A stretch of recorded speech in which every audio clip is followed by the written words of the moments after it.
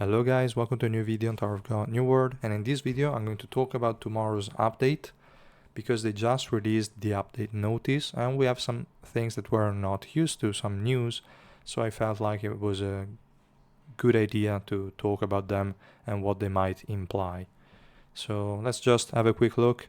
We have the update time, that's like a little less than 2 hours. We're going to get 1000 suspendium. They don't usually do maintenances in between the character releases, so we only have updates every 2 weeks. The week in between them is always pretty much kinda dead, or with just some minor events, some agency, service center, double rewards or double loot time or whatever. That's what we get in between, or some boss fights, stuff like that. Here they added a new banner.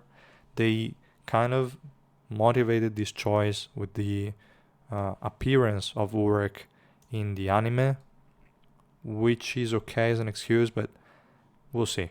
Anyway, this is sort of a mini major update in between, and what we're going to get here is going to be the special summon for UREK Masino. This one is going to be the blue one, not the yellow one, most likely, because it's the one that appeared in the anime. And then we're going to get the suspendium event and some special products to buy. Then the fix to the title doesn't really matter. So this special summon, the name is the same as the one for Garam.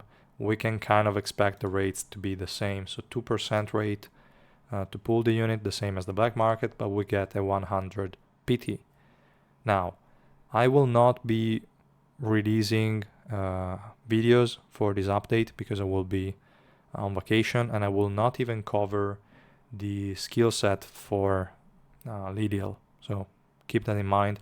I just want to mention beforehand that I would not recommend anyone to summon on this banner because UREK Masino is not really a unit you want to build unless you are into PvP and unless you're aiming to get all SSR plus units to Rainbow 5. Then at that point, cool, just use the special summon banner to save some currency and just max him out. If you're not in one of those two scenarios, don't even bother with him. It's not really going to be that impactful, and those resources could be better invested on other units.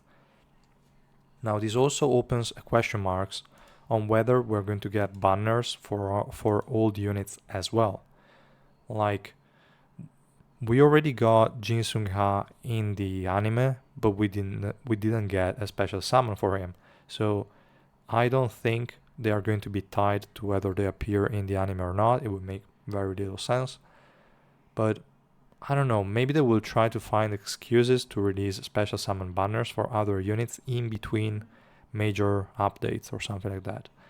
If that is the case, which I think we will only find out either the first or the third or fourth week of September. So in September we should find out if this is going to be a recurring thing, that they're going to release special summon banners for old units or not. We are going to see that only later on, so we don't know yet. But if we see that this is going to be some sort of thing that they decide to implement, then I would say there are some units you should avoid investing in for now, like for example an Evan, because this guy is only really changing a Rainbow 5, so it's really expensive to max him normally because you would be wasting a lot of time.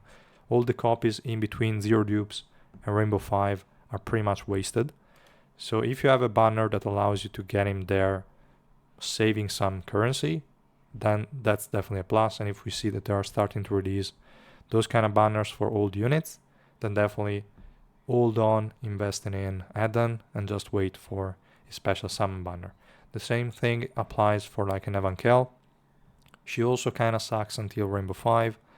And if you are an old player or a new player that never that skipped the welcome banner for Evankel, I will say wait for the special summon banner if they ever release it, or otherwise just ignore that unit altogether. The same thing could kind of apply to regular Yuri, I would say, and that's more or less it. Maybe even Gustang, but that guy is also fine at 3 red, so maybe you could be slowly investing in him. Maybe UREK as well could fall into the same category. Everyone else you could slowly invest in, pretty much. And a unit like Anniversary EWA would also have the same logic, but this is an anniversary unit. We already got our special summon banner. I don't think we're going to get this kind of banner for her anytime soon, at least. So I don't know. We'll see. Obviously Kaiser, but most people will already be investing in her. So yeah, that's kind of the idea. I have no idea how they decide to move for this kind of special summon event, if it's only going to be a one-time thing, because UREK is a super hyped up character and they just wanted to try and grab some cash from you guys to get you to spend some resources on some potential products that are introducing to have some additional tickets for UREK. I have no idea. We'll see. And then we have this Suspendium event. I have no clue what that could be. My guess is that we're just going to get some Suspendium for free. It's probably going to be the expirable Suspendium. So if that is the case, I would use it for either the Origin Orb, as I mentioned in one of the previous videos, or I don't know, just on some refreshes.